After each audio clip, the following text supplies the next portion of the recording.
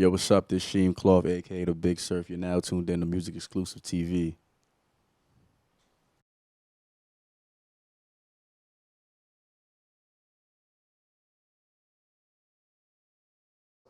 Hi, this is Chelsea from Music Exclusive TV, and we're here with the artist Sheem Klauf.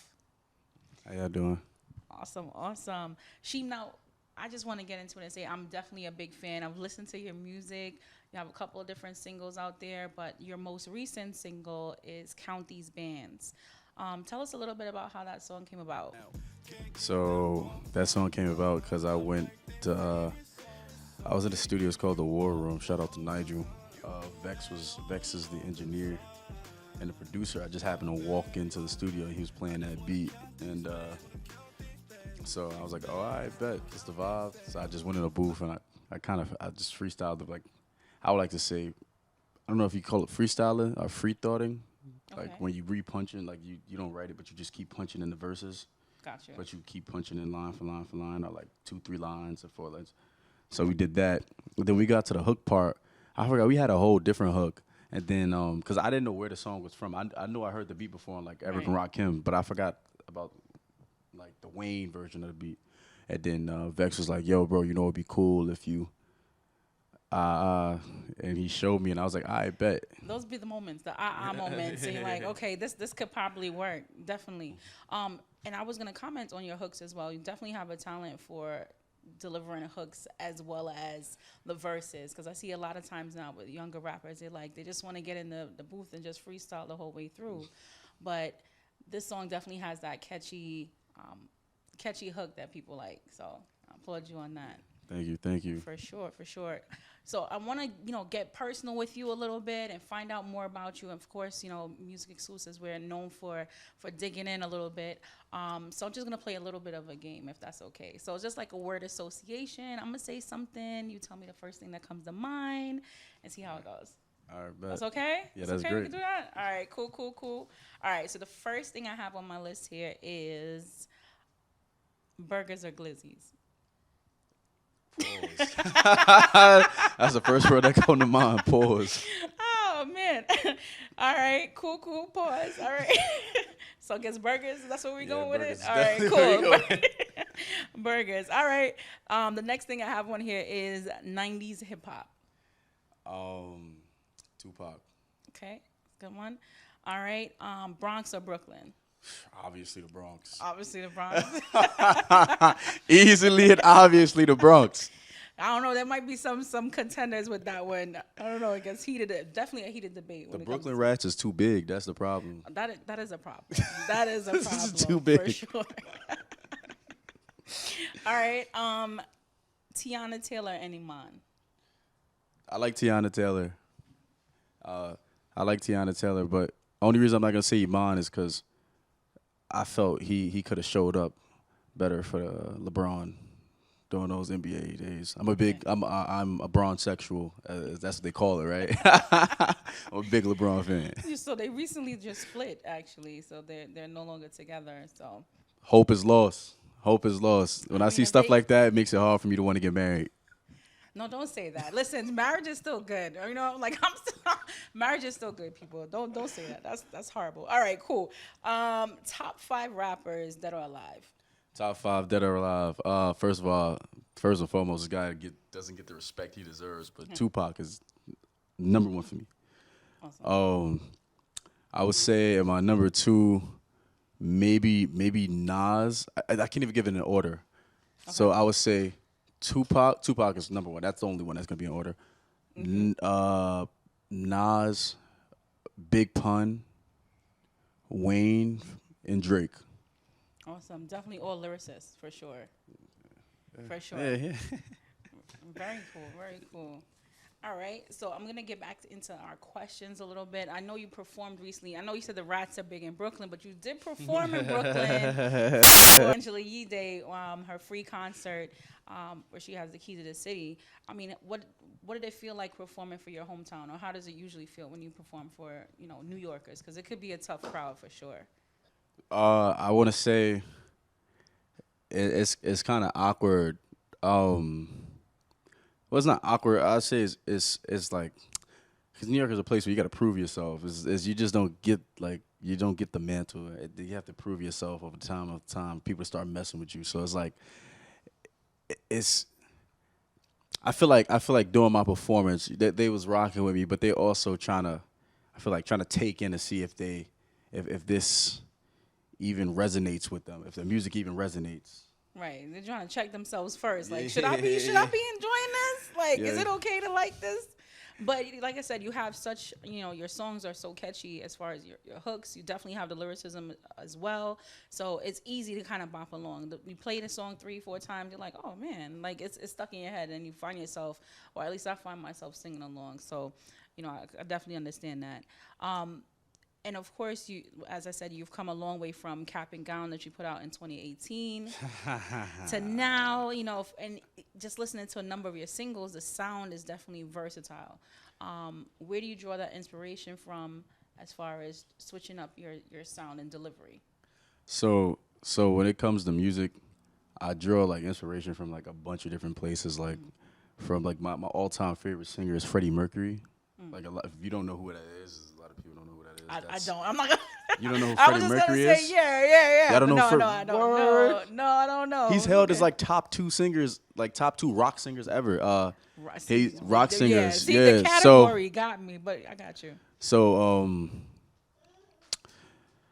he sang. He's from Queen. He's the lead singer of Queen, Okay. and so he made songs like "We Will Rock You." Okay. So now I know.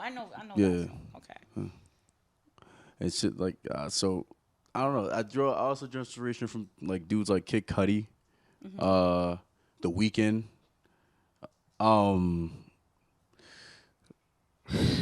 Who else? Pac is number one. Pac is definitely number one. Nas that's like Wayne is how I get my like watch it is how I get my like punchlines. I listen to a bunch of music. I even listen to country music. I listen to a little Celine Dion maybe, or like. I don't really listen to Celine Dion, but I do listen to like what's his name, Jason Aldean. Okay. Jason Aldean. I like also I like Tracy Chapman. Awesome. All right, cool. So you definitely have like an eclectic ear. Like, have you ever heard anyone say like, this could change? Listen to Tracy Chapman in the Bronx at 18. Like, what's your thoughts there? So, funny story. Bronx people, especially Bronx people, if it's not shoot 'em up music, they looking at you like you crazy. If you playing something that's not like pain, like they don't feel it's pain music, they look at you like you crazy. So I mean, one day I was in my hood. We got in the car. We got into my man's car. Shout out my son Doves. I started playing Central C is one of Central C's song. It was the one where he goes, I stay with my dog like 10 to like I stay with my dog like 10, something like that. And my man's like, yo, bro, what is this? Like, yo, bro, cut this off. He told me cut it off. I'm like, nah, this nigga nice. He's fire. He's like, bro, cut it off, bro. Like, play something else, bro. Play. Put one of yours on. I'm like, bro, what? And crazy now, they listen to him now. Oh wow! See, they listen to him now. Definitely a trendsetter, and it's interesting that you talk about pain music and like coming from the Bronx, because you definitely see a rise in like trap music. You easily could have gone that route as far as, like you said, just from what everybody else is listening to. What made you say like, no, I want to do something different or be a little different in my delivery? Don't get me wrong. The song is trap music. It's just not in the normal way. I like to put things in an abnormal sense. Like if you listen to Count These Bandz, it's definitely a trap song. Okay. It's just a different type of delivery. Yeah, just a different type of way. It's like, because back in the 90s, they was making trap music, but they was making it like that. They was making music about trapping and hustling, but they was doing it like that. They wasn't doing it like, how we ventured off into. They was keeping it like pure lyrical, like Cool G rap. Like, was one of those dudes that was doing stuff like that. Nas, with the Escobar. Like they was AZ. Okay.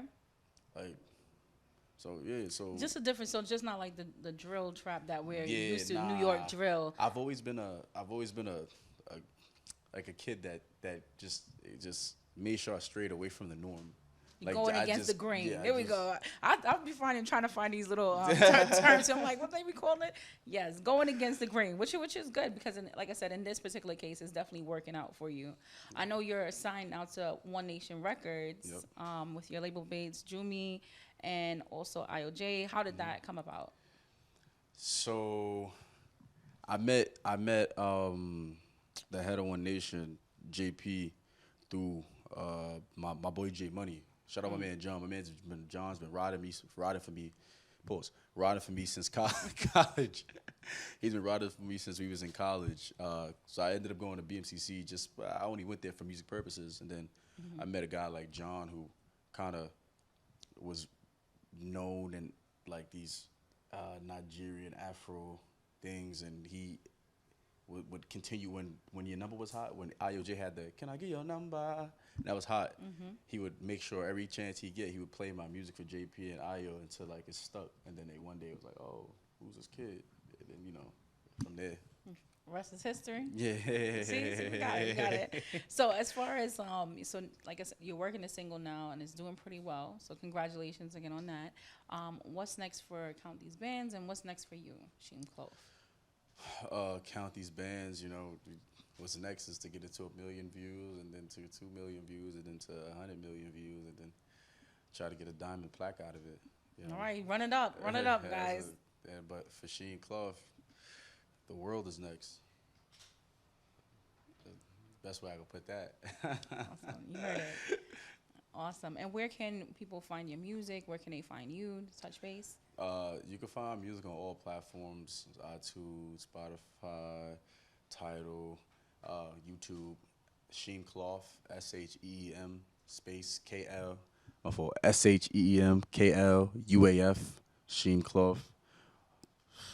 And just make sure when you go listen to it, you listen to it with open ears, because it's not for the average consumer. So thank you so much for being here. It was definitely a great time chatting with you about your new single. We're here again with MusicXclusives, signing off. This is Chelsea with Sheem Klauf, and check him out as we count these bands. And can you just plug your social media for us again? So my Instagram is SHEEMKLUAF, and that's the same handle under all my things. But yeah, Sheem Klauf. Thank you, Chelsea. Thank you, MusicXclusives. I appreciate you guys.